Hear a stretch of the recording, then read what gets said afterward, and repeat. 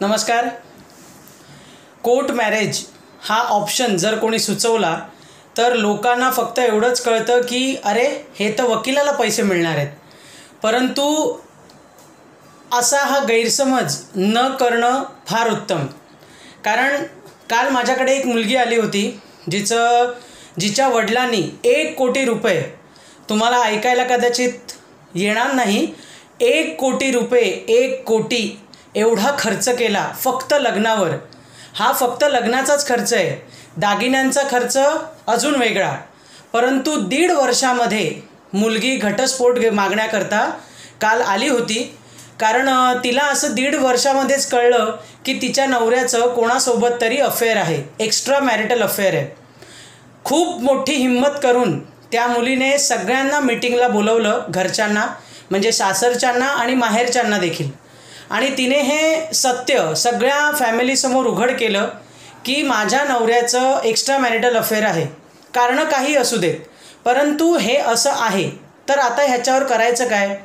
बऱ्याच तिकडच्या म्हणजे माहेर तिच्या सासरच्या लोकांनी सांगितलं की त्याला माफ करून टाक, किंवा थोडासा तुम्ही वेगवेगळा राहून थोडासा अंतर ठेवा एकमेकांमध्ये आणि थोडा बघा एकमेकांना वेळ देऊन, त्याला काहीतरी रिअलायझेशन होईल, त्याला स्वतःची चूक कळेल, सो अँड सो।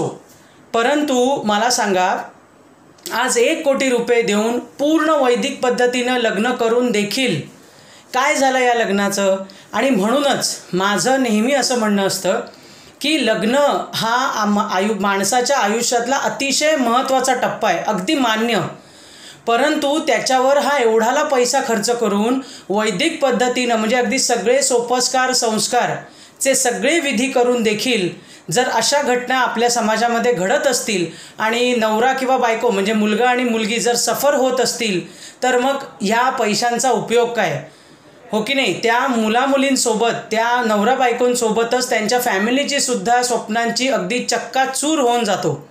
म्हणूनच कोर्ट मॅरेज हा कधीही चांगला, कारण सर्वात प्रथम असतं ते कमी खर्च, लग्नाला दिलेली प्रायोरिटी की बाबा आमचं प्रेम आहे आणि आम्ही लग्न करतोय, जे समाजात एक आपल्याला बंधन आहे ते आम्ही व्यवस्थित करतोय, सर्टिफिकेट देखील आम्ही त्याच्याबरोबर देतो।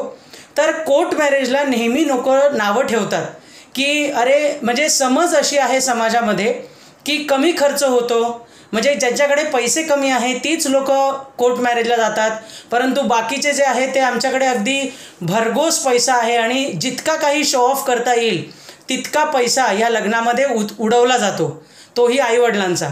त्यामुळे माझं हे सजेशन असतं की कोर्ट मॅरेज करा आणि संसार चांगला करा। जे काही पैसे आईबाबा तुमच्या लग्नामध्ये एवढाले पैसे जे खर्च करणार आहेत ते तुमच्याच पुढच्या आयुष्याकरता तुम्ही आईबाबांकडे हक्काने मागू शकता। हा झाला माझा विचार। तुम्हाला या गोष्टीवर काय वाटतं हे कमेंट्स बॉक्समध्ये जरूर लिहा, कारण आपल्याला लग्न आणि ते सुद्धा टिकवणं, आज टिकवण्याकडे कल असला पाहिजे, ना की लग्नाच्या शो ऑफ बाजीवर। म्हणजे आज लग्नानंतरचा खर्च जसा नाही, परंतु आज प्री वेडिंग शूट्स किंवा प्री वेडिंगचं जे एक फॅड आलेलं आहे ते असू दे, मी असं म्हणत नाही की लग्नाची हौस नसते, परंतु इतकं सगळं करून देखील जर लग्नच टिकलं नाही तर मग ह्या सगळ्या गोष्टींचा उपयोग काय। तुम्हाला काय वाटतं हे मला जरूर कळवा।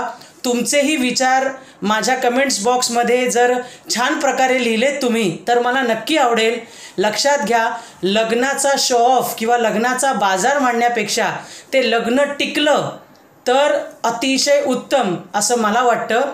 तुमच्या कमेंट्स बॉक्समध्ये कमेंट्स येऊ देत। धन्यवाद।